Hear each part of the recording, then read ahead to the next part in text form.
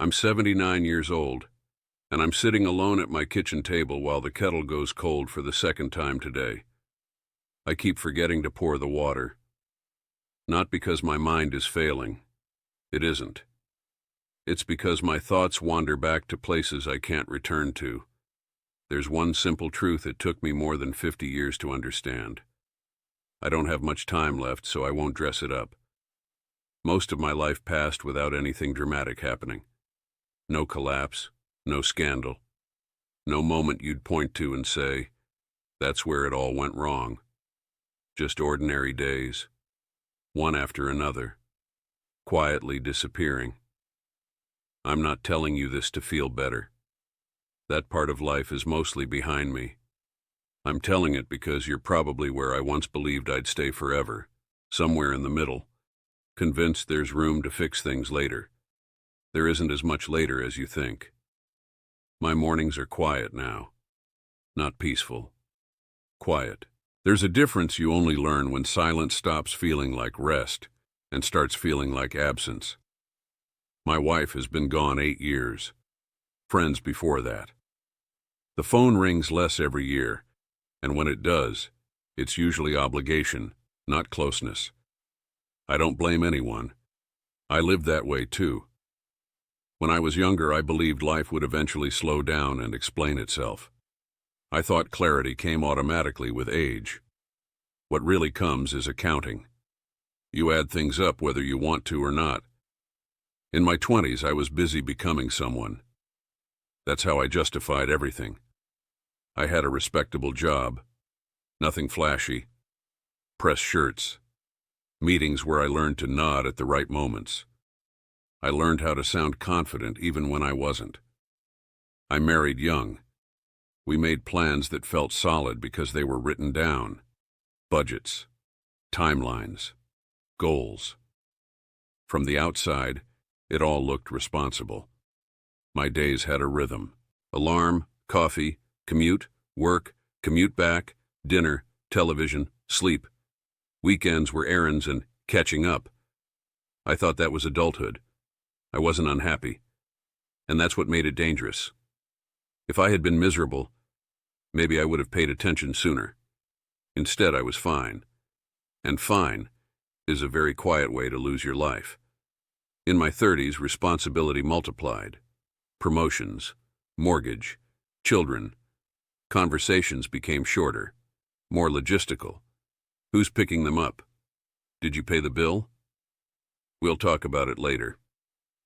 Later became the word I trusted most. I missed small things first. A school play because of a deadline. A birthday dinner because I was exhausted. A call from my mother I told myself I'd return tomorrow. There was always a good reason, and nothing bad happened right away. That's how it gets you. I remember one evening standing in the driveway, briefcase still in my hand, watching the lights in the house turn off. My wife had put the kids to bed without me again. I felt something then, not regret, just the faint sense that I was slightly out of sync with my own life. I ignored it. In my 40s, I started telling myself I was doing all of this for them, for security, for the future. That story helped me sleep. It gave meaning to my absence. I thought love was proven through effort, through endurance, through providing.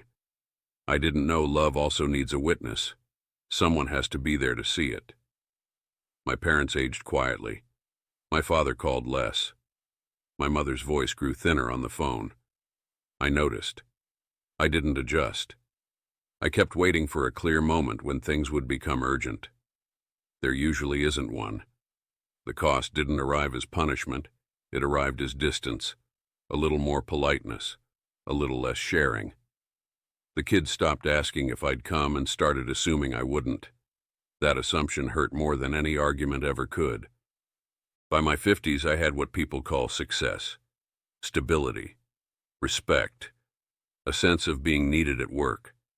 The irony is, the more competent I became, the less essential I was at home. They had learned how to live without me. I didn't see it at first. The turning point wasn't dramatic. It was a phone call. My mother fell. Not badly, but enough to land her in the hospital. I remember sitting in traffic, irritated by the delay, rehearsing emails in my head while she waited for me in a quiet room. When I arrived, she looked smaller than I remembered. She smiled anyway. She said, "I didn't want to bother you." That sentence still follows me. She died 2 years later. I was there at the end. I held her hand. I told her I loved her. I thought that was enough. Only later did I realize how many ordinary Tuesdays I had traded away for things I can't even remember now. Not long after that, my marriage thinned. No explosion. No betrayal. Just erosion. We became polite roommates with shared history. When she told me she felt lonely even when I was in the room, I didn't argue. I didn't know how to fix it without dismantling the life I'd built. So I didn't. She left a few years later, quietly. She said she wanted to feel chosen while she still could. I watched her pack, stunned, like it was happening to someone else. I thought I had more time to notice. The understanding didn't arrive all at once. It came in fragments, eating alone at restaurants, watching my children move through adulthood with careful distance, finding old calendars and realizing how full my days had been and how empty they'd felt. Here's the truth it took me over 50 years to understand. Life doesn't slip away while you're failing. It slips away while you're busy being reasonable. Every choice I made sense on its own. Stay late this once. Postpone this conversation. Push this feeling aside until things calm down. They never really do. The damage wasn't in what I did. It was in what I kept postponing. There are things now that can't be fixed. Apologies with nowhere to land. Relationships that can't be reopened because the people aren't here anymore. Time doesn't negotiate. It doesn't care what you meant to do. If you're listening to this and you're younger than me, I won't tell you what to do. I don't know your life. I only know mine. I thought presence was something you arrived at after everything else was handled. I was wrong. Presence is a choice you make when it's inconvenient. I wish I had understood that being needed at work isn't the same as being missed at home. That providing isn't the same as participating. That love unattended doesn't stay still. I wish I had known that ordinary days aren't placeholders. They are the whole thing. Now my days are quieter. I water plants. I reread old letters. I sit and listen to the house settle. I'm grateful for what I had, and I carry sorrow for what I missed. Both are true. I'm near the end now. I feel it. In how memories surface without asking. In how the future no longer pulls at me. I've made peace with much of it. Not because it turned out well, but because it turned out honestly. This is me telling you the truth I learned too late.